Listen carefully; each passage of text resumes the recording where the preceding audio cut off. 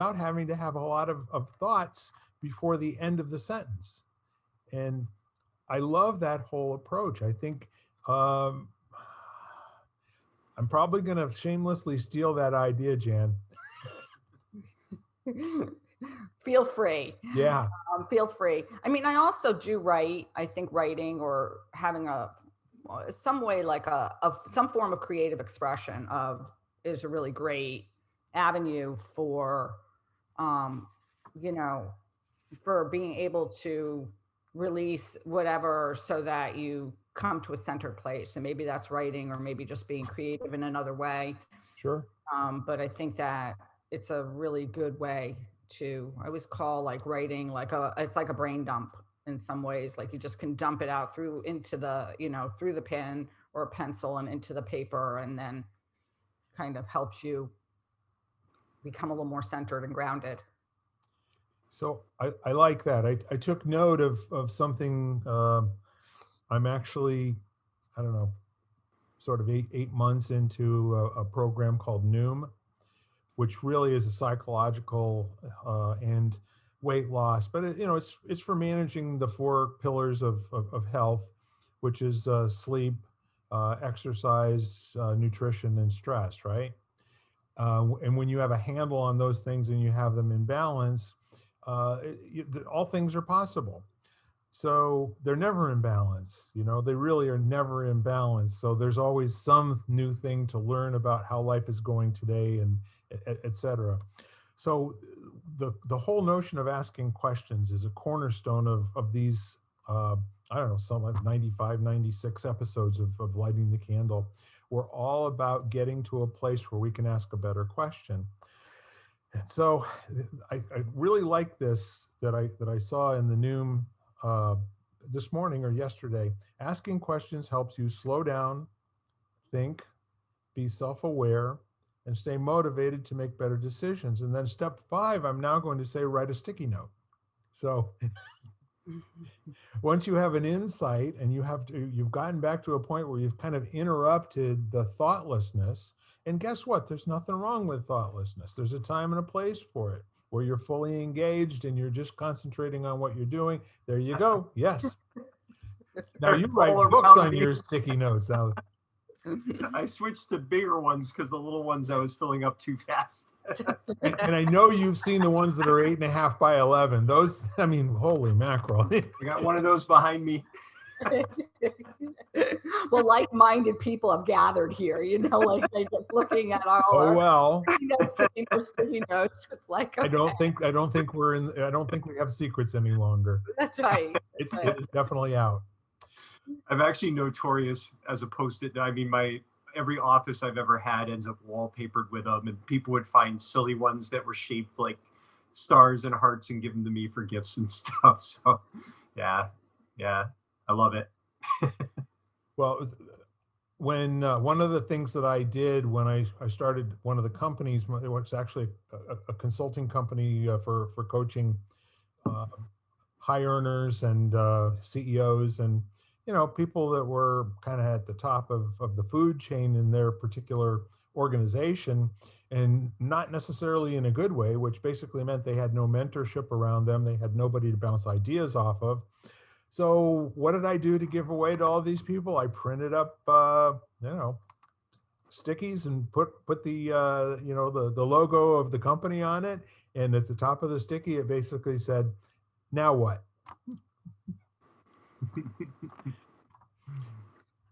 So, the coming full circle on the whole conversation here, have you ever noticed that there's a huge distinction between experiencing something alone, or experiencing something with a partner, or experiencing something. I'm actually using both tenses of the word, because while you're experiencing it, you are in the experience. And doing that in a group of people where it's an invitation for people to share what their experience is. And sometimes what that adds is more brushstrokes of color. It adds more depth and richness. And another way uh, to kind of heighten the experience, if you will, through the feedback and the comments and just the gestures and reactions of the folks that are walking along with you. And I find that with animals too. I'm not making any distinctions here. I think whoever you're with, partner group, it could be a bunch of dogs, it could be a dog and a cat, it could be a mouse in your pocket. I don't know.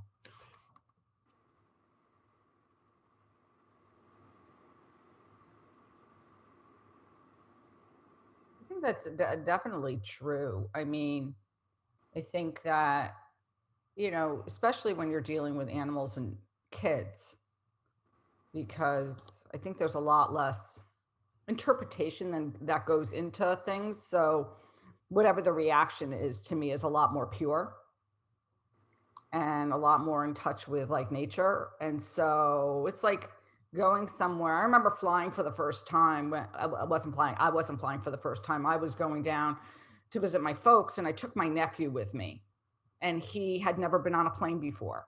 Yeah. And the experience of being with him and taking him on a plane, and all the he was like 10, I think. So the 1,000 questions he asked me, and what every single little thing was, and, and everything, so the experience of doing it and being with someone else was totally different. I mean, it was obviously fantastic. I mean, it was so much fun to like kind of see it through his eyes, which is, I think, when you do things with other people, whoever that is, like whether it be an animal or a child or a significant other or whatever, you get the experience through their eyes. If everybody, even if it's just by the expression that's on their face. Yeah. They can be great mirrors too. I was just going to say, I remember when I came back from the University of Colorado after my first year of vacation out there, and not successful in fact, but I ended up getting a job that following summer and riding to an electric boat with my dad and one of the guys that worked in his department.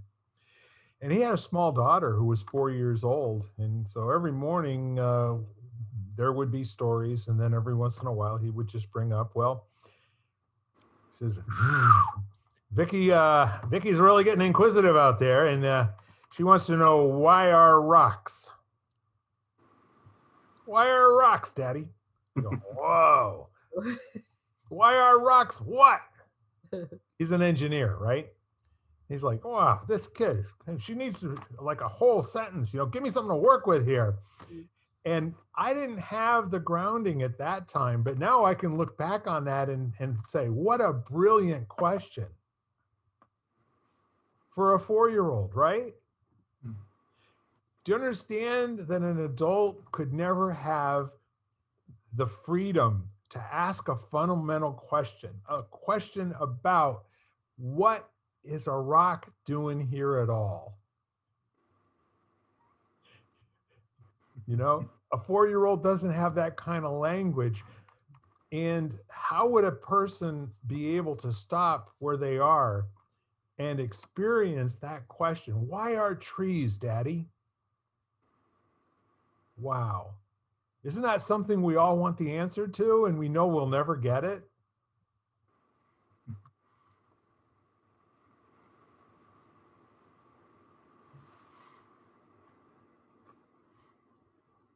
Yeah, I was just thinking, especially kids, they're great mirrors. They'll, wherever you're at energetically and you're, excited or sad, or they have a tendency to reflect that back. So, especially when you're working with groups of kids, it can create some very interesting dynamics. Yeah. So, but yeah, they just respond, I mean, animals are pretty much the same way, doing a lot of animal work. And I had a dog behaviorist that I worked with at one time. And he used to say that the leash is just an external umbilical cord, my favorite expression, because basically what goes up the leash goes down the leash and vice versa. Yeah. And, my dog is a direct mirror of who I am, and has been a huge, and in that way, they're such great teachers for you Oh, yeah.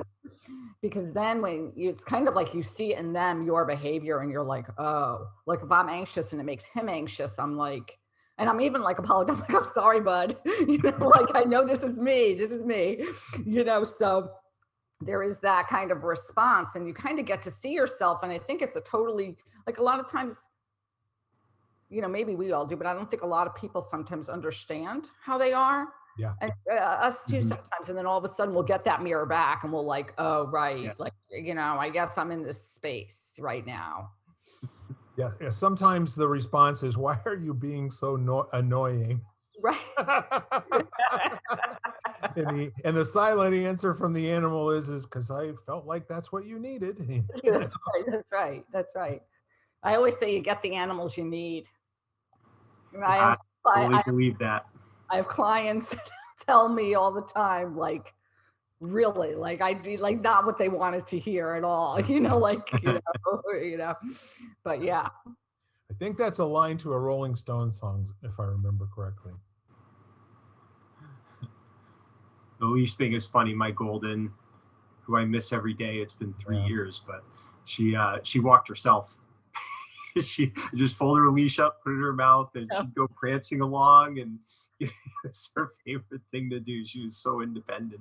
Yeah. But you're right. I mean, we had, I mean, just the relationship is incredible, and Yeah. you know, absolutely, it's just, yeah. She was there for me when I needed her most. It was cool.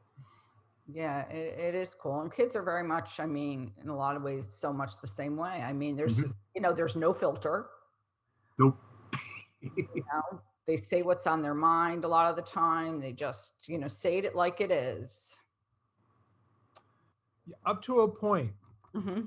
And I got to tell you, there comes a kind of you know, a dividing line, and I'm not exactly sure it is. It's probably not the same for all children, but I'm watching my grandchildren progress, and as they get closer to double digits and into double digits in age, they're now more suppressed in terms of expressing their thoughts and views. And sometimes it takes a little bit of coaxing and to be that annoying person in their face that reminds them to open up and actually have to be self-expressed and joyful. Years ago, and I don't even know how factual this was. I have no idea like what went behind this, but it was an article saying that they had done some kind of study, you know, and again, I don't know how big the group was or whatever, but it was something like 80% of kids by the time they're 16 have been taught that their dreams and aspirations are unrealistic. That it's just not, you know, and not even in a like from well-meaning sources. I know it was like that for me. It's like, oh, I know you think you can do that, but you know, this would be the safer thing to do, or this would be the, you know, they have your interests at heart. But you're right, they're slowly starting to outline that box that, you know, they believe you need to be in to be able to function well, you know. So it's an interesting thing, and there's some value in that too, because you a little bit of reality is healthy. Gravity actually does work, you know. I mean, there are some things that, you know, we should probably pay attention to. Right, but But a little bit of something versus all the time is really, I think, a cultural malady. I mean, it's almost like the culture caught cold.